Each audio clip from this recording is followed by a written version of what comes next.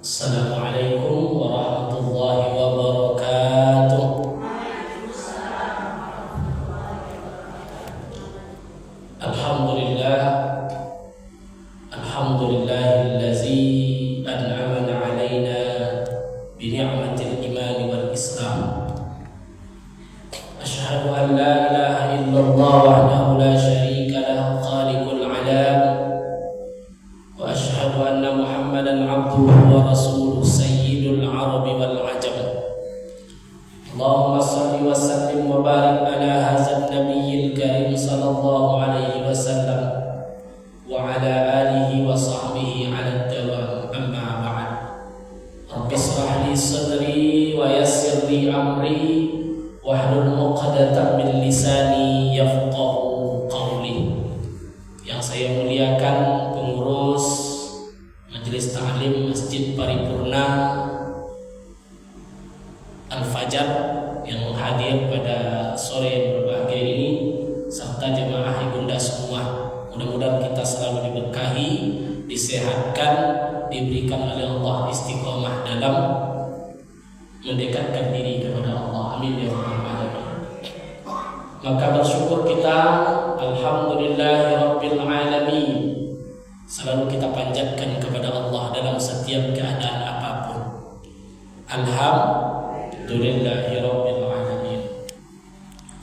Berselawat kita kepada Rasulullah sallallahu alaihi wasallam. Allahumma shalli ala sayyidina Muhammad wa ala ali sayyidina Muhammad. Karena beliau adalah orang yang pertama kali dimasukkan oleh Allah ke surga. Maka Nabi mengatakan, ketika aku datang ke pintu surga, sang penjaga berkata, siapa yang datang? Beliau menjawab, saya Muhammad. Maka Rasul mengatakan, Allah haramkan seluruh Nabi masuk ke surga Allah sebelum yang pertama kali Nabi Muhammad. Dan Allah haramkan seluruh umat masuk ke surga sebelum yang masuk itu umat Nabi Muhammad sallallahu alaihi wasallam.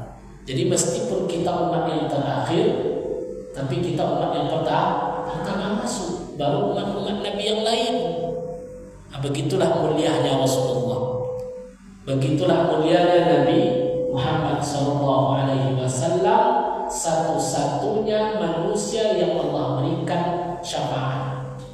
Syafaat itu apa bahasa kita? Pertolongan. Jadi anak tidak bisa nolong kita. Yauma la yanfa'u malun wala banun illa man atallaha biqalbin salim. Jelas Allah katakan, yauma la yanfa'u malun, pada hari itu harta tidak bisa menolong. Sekaya apapun kita, maka ketika itu harta tidak berfungsi lagi, kecuali yang kita keluarkan. Itu ketika kita hidup.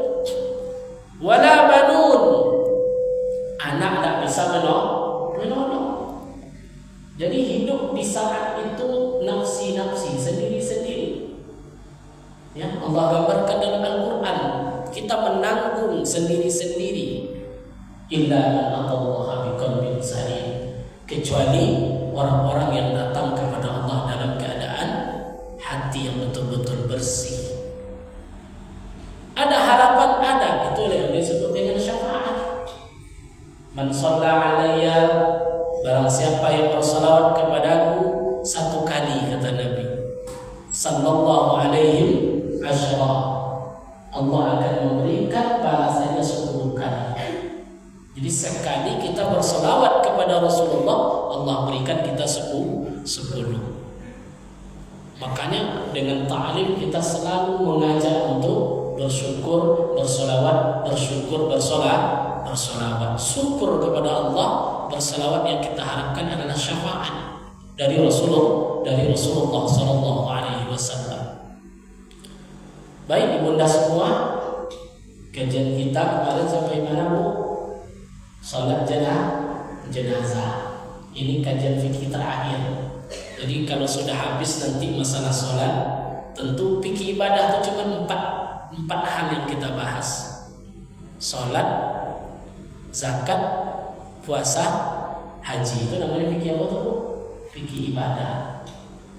Konsep dalam fikih ibadah itu harus kita mengetahui semuanya. Ilmunya di sini wajib. Jadi fikih ibadah itu menuntut ilmu fikih ibadah itu wajib ain, wajib individu, bukan main-main. Ilmu itu wajib ibu ketahui. Tapi kalau fikih muamalah bisa jadi orang lain ibu nggak tahu, nggak apa-apa. Kan fikih itu ada 4. Fikih ibadah, fikih muamalah, fikih munakahat, fikih jinayah. Fikih ibadah itu 4 pokok agama: salat, zakat, puasa, haji. Apa hukum mengetahui yang 4 itu? Wajib. Apa makna wajib di sini? Memang wajib ibu tuntut ilmunya. Ustaz, dulu saya nggak mondok. Di sini kita nuntut ilmu itu. Ya. Dan kewajiban ibu hari ini anak ini yang disebut ilmu pokok. Sudah paham nggak anak kita tentang sholat, tentang zakat, tentang puasa, tentang haji? Tapi kalau fikih muamalah itu kewajibannya ahlinya. Apa fikih muamalah itu? Jual beli, riba, sewa menyewa, apa lagi? Sewa menyewa, masalah riba, bank dan segala macam. Tentu ini lebih kepada ilmu, ada yang ahli. Termasuk utang piutang.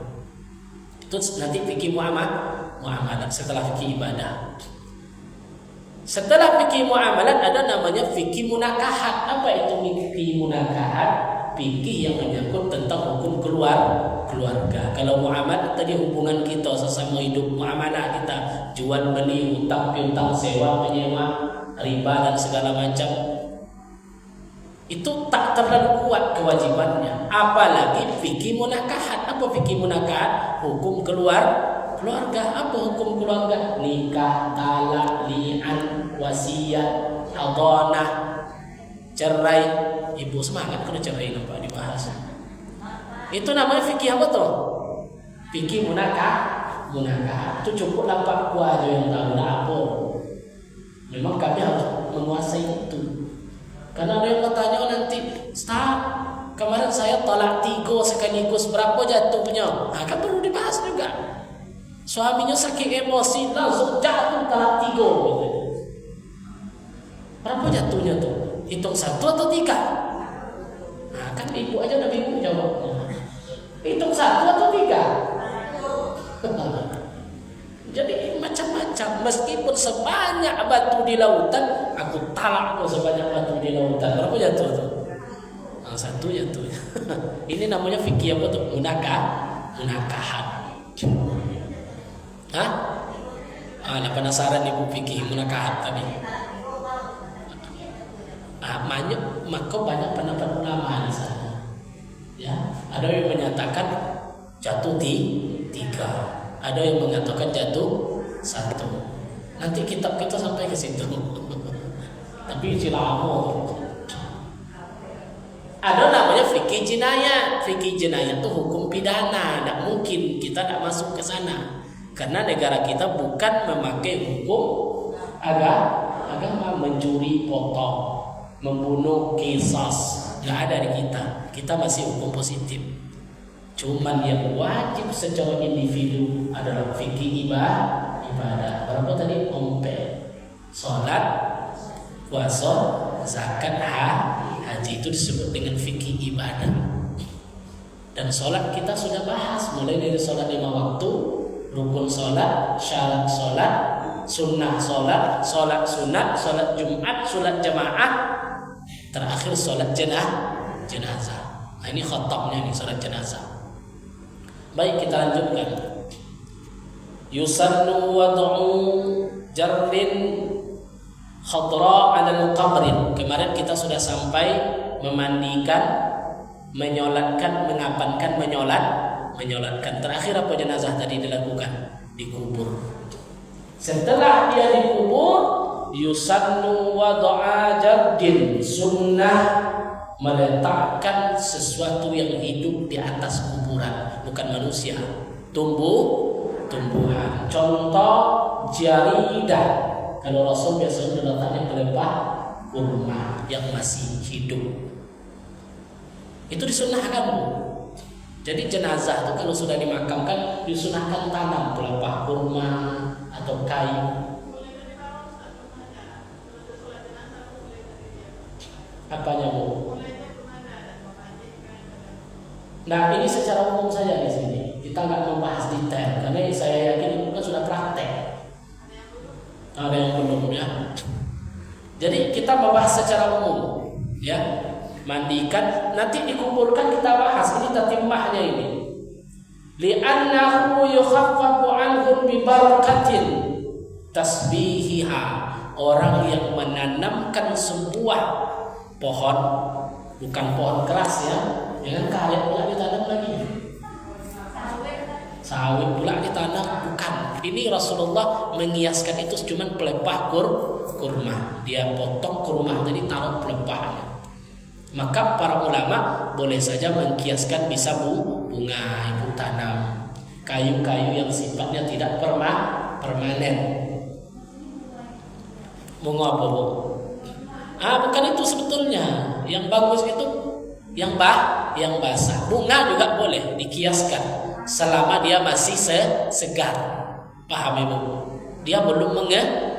Ini maka Rasulullah kan pelepah kurma. Selama kurma tadi basah, yukhaffafu anhu bi barakatin tasbihiha. Jika jenazah itu diazab, maka azab tadi akan diringankan oleh Allah berkat bertasbihnya yang pelepah kurma yang masih basah tadi, bunga yang masih basah tadi. Wa qisa biha ma'tida min tarhin ar-raihanir ratib. Paham kitab ini tentang apa yang biasa dilakukan, maka ulama mengkiaskan adalah diqiyaskan hukumnya dengan menaburkan bunga yang masih segar.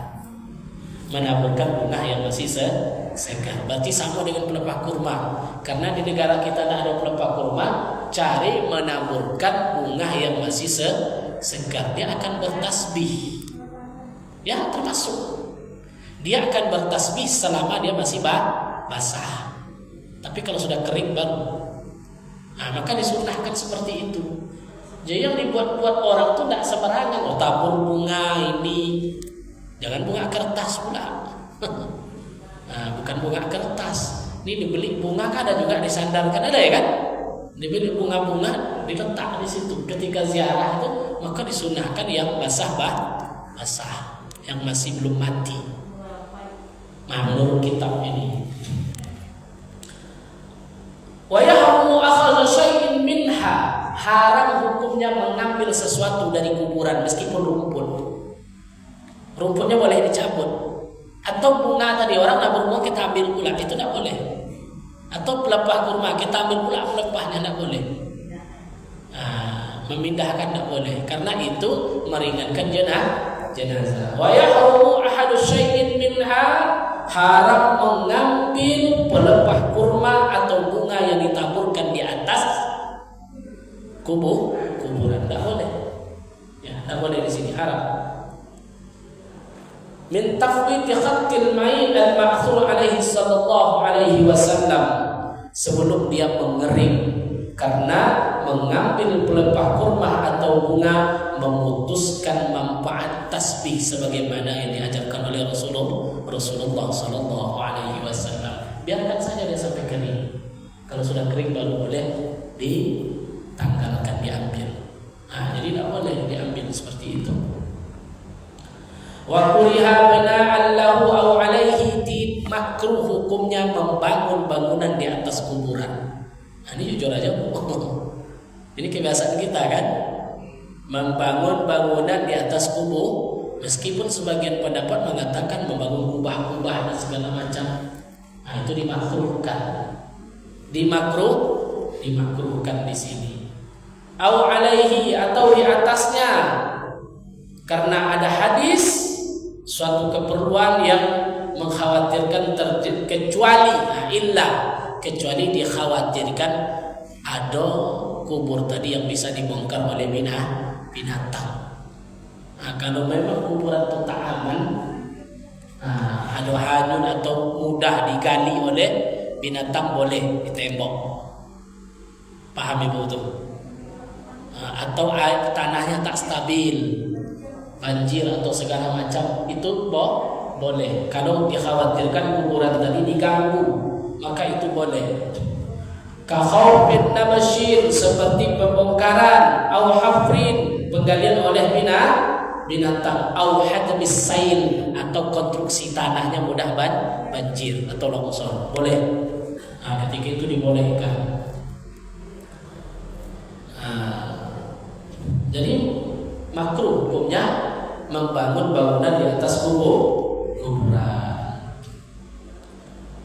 Wa yahrumu, haram membangun sebuah bangun di atas kuburan jika tanahnya tanah wakaf. Paham ibu? Bukan tanah pribadi. Kalau tanah pribadi tidak masalah. Kalau ini tanah wakaf, tanah milik bersama. Memang ada sebagian pendapat membangun itu dibuatkan bangunan. Kalau sejengkal ada pula pendapat boleh. Nanti kan bisa dibongkar. Jadi ini terjadi khilafiyah. Ada yang mengatakan boleh sejengkal, dibuat semacam tanda sejengkal dari tanah. Kalau lewat itu sudah disebut dengan bangunan. Ibu tahu kan beda bangunan? Ini ada kubur di tanah wakaf dikasih atap. Padahal itu tanah wakaf. Kalau menurut kitab ini tidak boleh. Kecuali ibu buat kuburan suami di depan rumah, boleh. Kayak makam ulama yang diletakkan di makam keluarga, banyak kita tengok kan pakai bangunan, ada pula musolah di sampingnya, ada haul dan segala macamnya untuk memuliakan ulama tadi. Ini yang tidak boleh di tanah apa tadi ibu? Tanah wakaf. Alasannya kenapa tidak boleh dibuat bangunan di situ? Karena itu bukan milik pribadi. Ada masanya nanti generasi kita 50, 60, 100 tahun kira-kira habis tak tanah itu? Sementara kita harus gantian dong isinya. Bagi yang hancur masukkan lagi, yang hancur boleh ditanam kembali. Sama dengan makam-makam tua di kampung-kampung itu, kenapa kadang-kadang kita menemukan jasad di dalamnya? Mungkin ada orang yang hafiz Quran dikuburkan sudah ratusan tahun, jasadnya masih utuh, kan pindah lagi. Berarti kan bisa jadi satu kuburan itu sudah dimakani orang yang berkubur di situ. Kenapa bisa dipakai? Karena orang-orang dulu dia tidak buat bangunan. Nah, begini, makruh haram kalau itu dibuat bangunan, cuma bangunan ini terjadi khilafiyah. Karena kalau sedengkal dari tanah belum disebut binaun, belum bangunan, masih disebut tanah di sini. Paham ya? Masih disebut tanah. Li'annahu yata'abbada ba'da intihakil mayat, sebab bangunan tersebut menjadi permanen setelah mayat membusuk dan punah, yang berarti mempersempit untuk menguburkan besok-besoknya untuk orang lain. Nah, itu alasannya. Karena yang namanya tanah wakaf itu kuburan bersama, maka jangan dibangun. Dikasih tanda saja lah, batu nisan atau semacam nisan apa itu kan di kepalanya. Kan ada juga yang dibuat seperti itu. Yang besoknya masih bisa dibongkar untuk orang lain. Tapi kalau dibuat rumah di situ buat pula atap kan, macam tempat tinggal. Sementara itu tanah wakaf, bukan tanah pribadi. Maka di sini tidak dibolehkan. Nah, ini masalah hal-hal yang berkaitan dengan kuburan. Wa nabisha wujubun, wajib membongkar kembali jenazah orang yang ditanam dalam keadaan belum suci. Belum suci itu apa tuh? Ada jenazah yang dikuburkan tanpa diselenggarakan jenazahnya, maka wajib dibongkar tuh. Diulang lagi karena hukumnya fardu kifayah. Corona kan disolatkan, dimandikan, kan orang sakit itu. Cuman bedanya protokolnya saja, bukan kita yang lakukan. Kan tidak langsung dikubur itu, Bu. Rumah sakit kan dimandikannya, dikafankannya, masuk di ambulan sebelum dikubur, nanti sholat dalam ambulan. Nah, ini tidak mesti dibongkar. Ya? Makanya wajib dibongkar kalau ada nanti jenazah yang dikuburkan tapi belum diselenggarakan jenazahnya sementara dia muslim. Demikian pula wajib dibongkar bisawbi maksub atau ardim maksubah jika ada jenazah tadi membawa benda berharga, dikuburnya sama cincin omehnya, lupa makanya ibu jangan bangga kita emas kita dibawa naik ke kubur besok. Haram jika ibu bawa, wajib bongkar tuh, nggak boleh.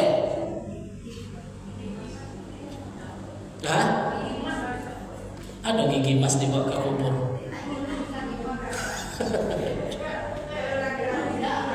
Dibuka. Yang susu saya tidak boleh, kan itu tidak boleh bagi susu itu kan itu. Ya. Kalau di sini disebutkan benda berharga di sini.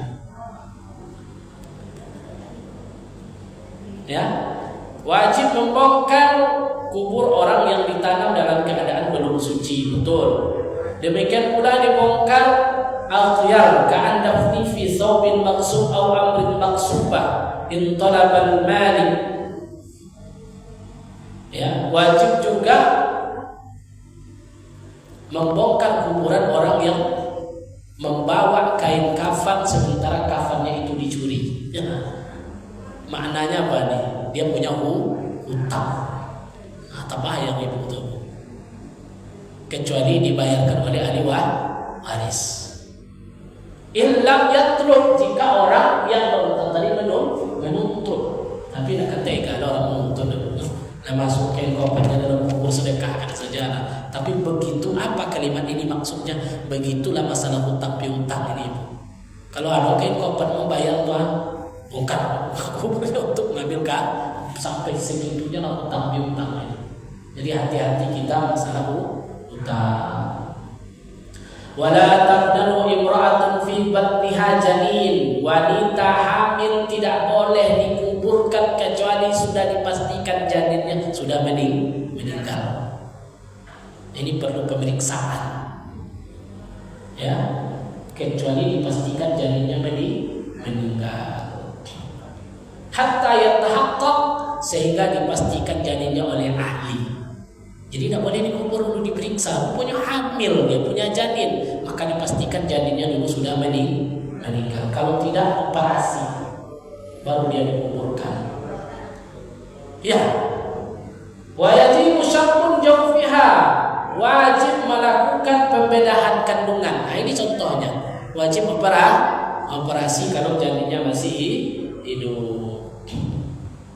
Nah, ini wajib wa wirya siqat wa dufni wujuban. Siqat, bayi yang mati di dalam kandungan karena belum cukup umur, maka itu wajib dikuburkan. Wujuban katiflin, seperti bayi, wala yajibu zulma, tapi belum wajib dimandikan. Siqat ini apa? Bayi yang belum sampai umur, di bawah 4 bulan. Kayak guguran, tidak wajib dikubur saja. Itu disebut siqat. Wa kharaja bis siqat, tidak termasuk siqat jika yang keluar itu berupa gumpalan darah atau daging. Itu dibungkus saja, langsung dikubur. Jadi siqat di sini maksudnya siqat bayi yang mati di dalam kandungan, maka memakai kain dan dikuburkan. Yang telah keduanya tidak wajib dimandikan. Jadi ukuran bayi tadi berapa? Siqat ini belum janin dia. Siqat ini di bawah 4 bulan. Kalau di atas 4 bulan wajib diselamatkan jenazahnya, karena ruh sudah ditiupkan. Paham ibu tuh? Ada meninggal bayi tapi sudah lewat 120 hari. Artinya dia sudah 4 bulan lebih keluar dia, maka sama dengan pengurusan jenazah. Nggak pun dikasih nama nggak apa-apa, tapi sudah ada kewajiban. Tapi biasanya orang tua pasti dikasih nama. Pasti biasanya dikasih nama. Ini walau fasala ba'da arba'atil musyrin usila wa kufina wulufina wujuban. Apabila siqat lahir bayi setelah umur 4 bulan, maka wajib dimandikan, dikafankan, lalu dikuburkan. Fa ini tahja, apabila setelah berpisah dari satu ibu, maka wajib pula disolatkan. Kalau dia keluar, wajib disolatkan. Paham bu? Itu udah ngerti, kita biasa kan hal seperti itu. Baik, bunda semua, ada pertanyaan? Ya, silakan.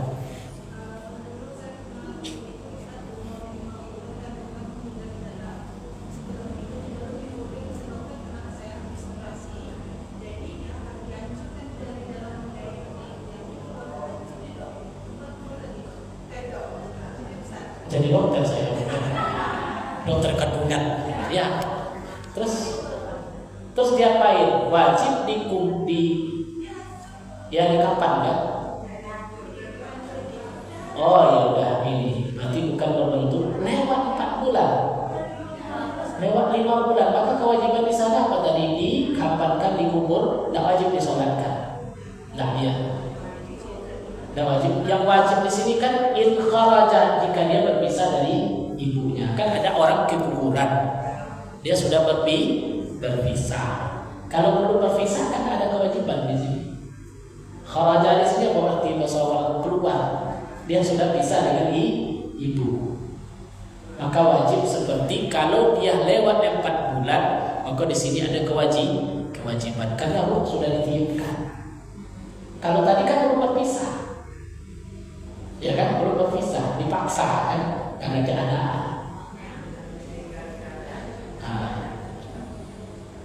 Jadi udah hancur ya, nggak ada sedikit pun lagi.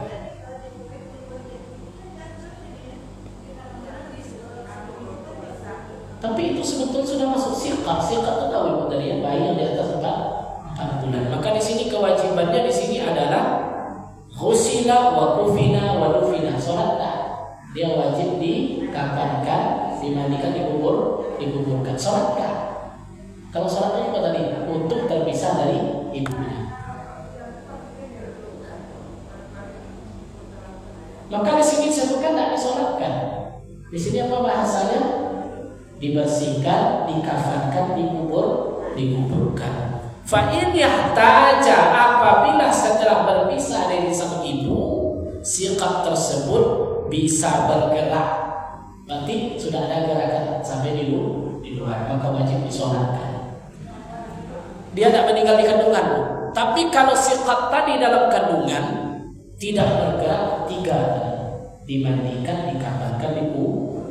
Fa in kharaja, fa in yahtaja, jika dia keluar kemudian bergerak sempat sedikit, maka 4 hal tadi wajib: mandikan, kafankan, sholatkan, dan kuburkan. Situ saja bedanya. Tapi kalau masih dalam kandungan 3 tadi, kafankan, mandikan, kuburkan. Sholat tidak wajib. Kapan dia sholatkan? Fa'in kharaja wahtaja, keluar dari kandungan, bergerak dia sebentar, kemudian baru meninggal, maka wajib yang 4 hal tadi. Berarti kalau kasus ibu tadi cuma 3, mandi, kafan, kubur, itu saja. Paham ya? Nah, ini perbedaan siqat tadi. Siqat tadi yang dalam kandungan. Ada yang lain? Ya bu? Iya. Nah, mungkin dibongkar, itu kan darurat. Tidak apa-apa bu. Ya. Iya, tidak apa-apa. Itu kan namanya darurat. Yang salah tuh ibu nanam mutiara di sini. Sini mutiara, sini sulam, apa namanya, macam-macam. Itu namanya benda berharga aku keluarkan. Maka tidak boleh masa-masa kamu tuh ya, tidak boleh. Kan banyak kasus juga kan. Nah, takut nanti tidak diterima bumi menghadap Allah. Ya, aku tidak usah lagi robah-robah yang lain-lain. Cukup? Mudah-mudahan bermanfaat. Terakhir ya, silakan.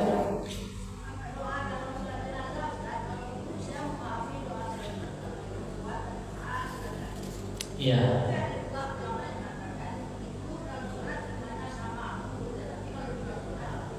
Nah, ini besok. Wa arkanus salat sab'ah. Rukun salat ada 7.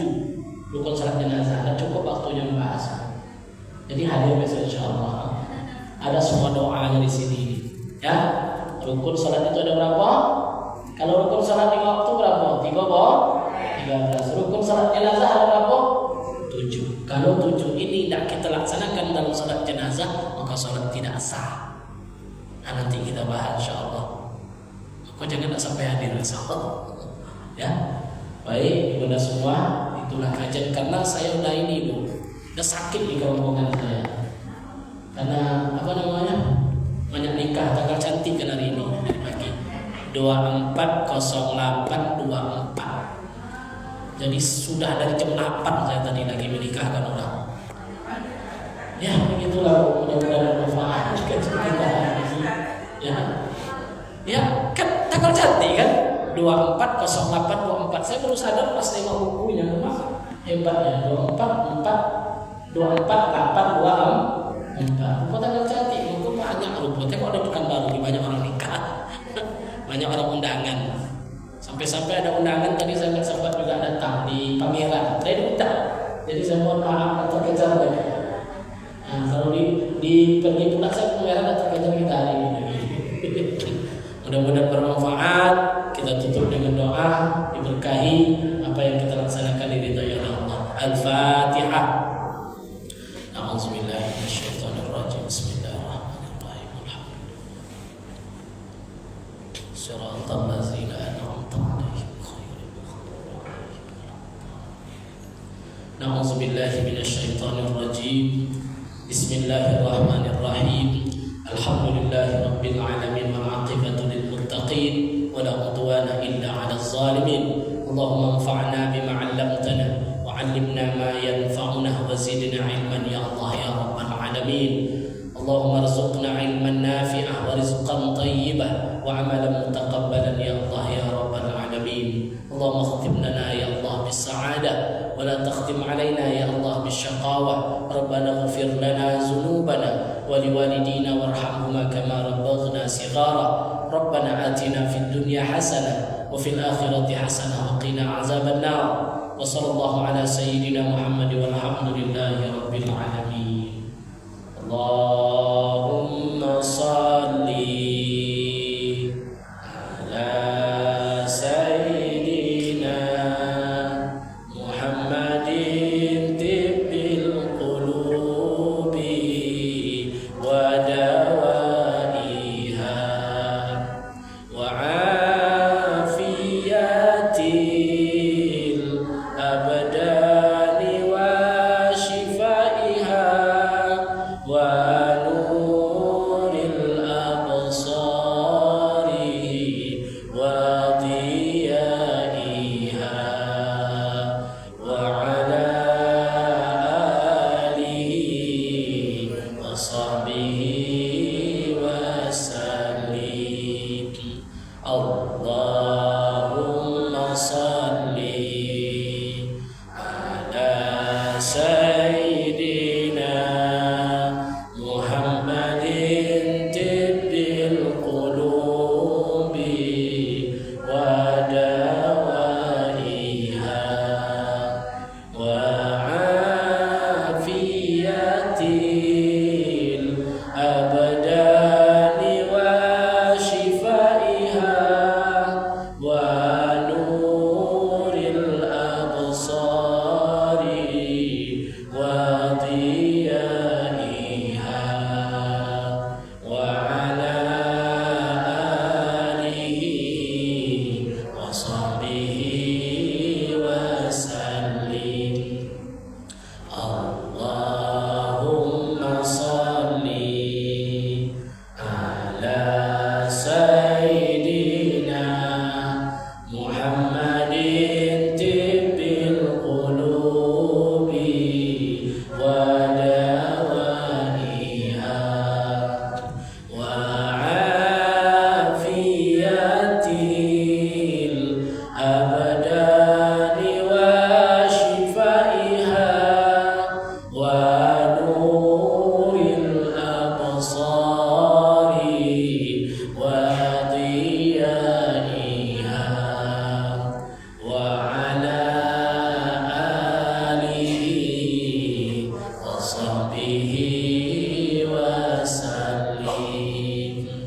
Baik ibunda semua, ini saja kajian kita hari ini. Mudah-mudahan bermanfaat. Wallahu muwaffiq ila aqwamit thoriq. Assalamualaikum warahmatullahi wabarakatuh.